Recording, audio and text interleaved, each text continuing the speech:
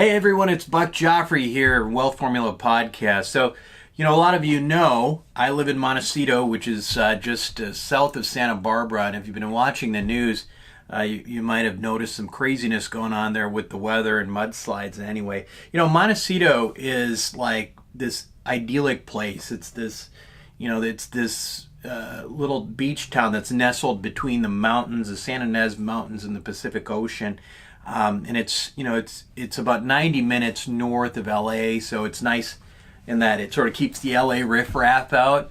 But on the other hand, there are lots of really, really wealthy people here, lots of billionaires.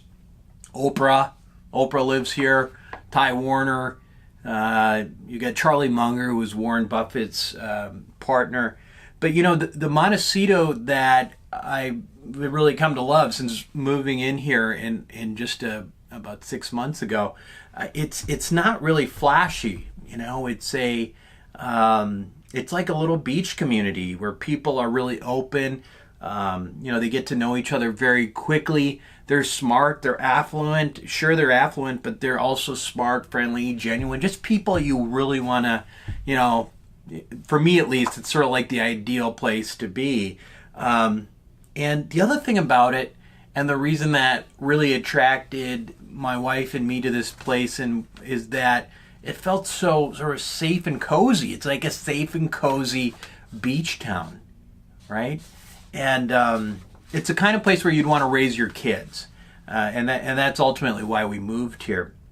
But the last couple months have been a little crazy, okay? So we moved here in August, and I think it was maybe early December, whatever, the fires, the biggest wildfire in California, the Thomas fires, roared up from Ventura County, and they kind of hit Montecito along the way.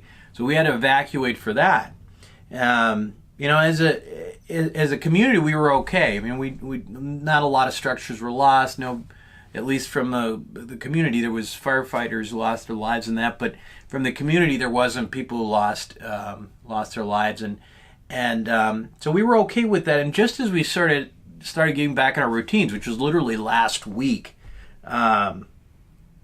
this week, on just a couple days ago, there was some news that there was going to be some rain, and it sounded like, well, there's going to be like 2 to 5 inches of rain, right? And so, and for some reason, and I didn't quite understand this, but the houses that were right around the mountains, they had a mandatory evacuation because there was some flood watches. And I'm thinking to myself, what? I'm from Minnesota, right? I'm from Minnesota, the land of like snowstorms and 20 to 30 degrees below zero. And then I just moved from Chicago, and I'm thinking 2 to 3, maybe 5 inches of rain. Why in the world would anybody evacuate? Anyway, we live at the beach, so we didn't have a mandatory evacuation. They had they said that, they called it a voluntary evacuation. So you can leave if you're concerned. But we didn't do that because, normally in these circumstances, I'm pretty conservative. I don't want to take any risks with my family. But a few inches of rain, I just didn't understand. And the other thing is, living on the beach, we had the ocean, but the real problem was that the creeks and stuff is what they were worried about with the flooding. It wasn't the beach. So anyway, we didn't leave. The next morning we wake up, and it was completely uneventful. We maybe heard a little bit of rain at night, but again, nothing significant. In the morning there was a few drops, and we go out and we look, and we live on the beach, and normally it's sand there, right? Not any sand there at all anymore. It's all covered in wood chips. It's covered in debris. I mean, it was surreal, right? So I'm thinking to myself, boy, this storm,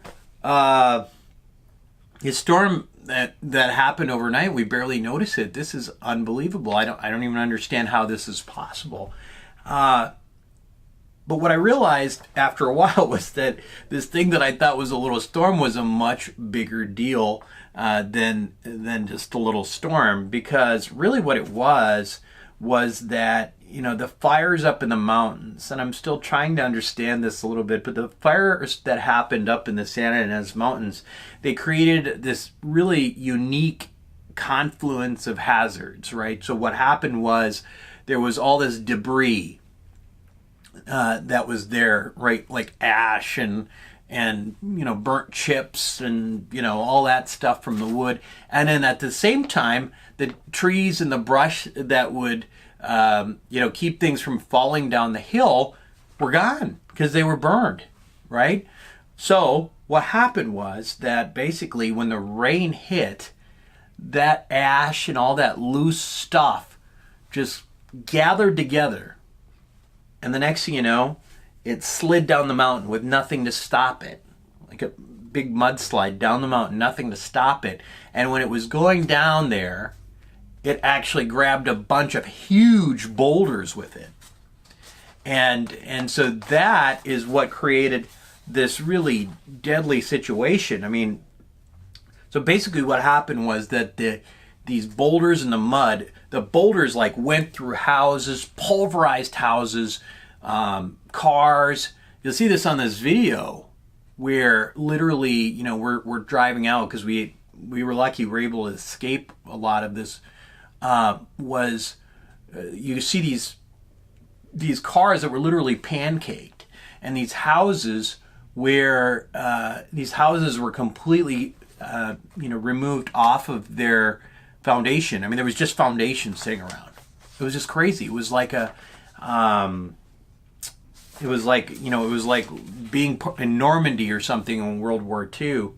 And Highway 101, which is the main highway that goes north and south here, was covered in mud, and it's still closed from for several miles. It's insane. And as of today, there are 15 people that have been confirmed dead. But even worse than that, there's a ton of people who, there's a lot of people who have not been accounted for. So, and that really sucks. This is a small town, and when you live in a small town, like you never think, what? You always think those kinds of things that you see on TV, they don't happen here. But the lessons learned here, in part, is that they do, and they're things that we need to take to heart. For example, the first one is life is fragile, right? There are still, we've heard that there's still literally missing children in Montecito, and I can't even fathom that. That's unbelievable to me. It's a little town with our one elementary school, and the idea of these, missing children, it's insane. Understand that every day is precious, and love as much as you can, and enjoy life as much as you can.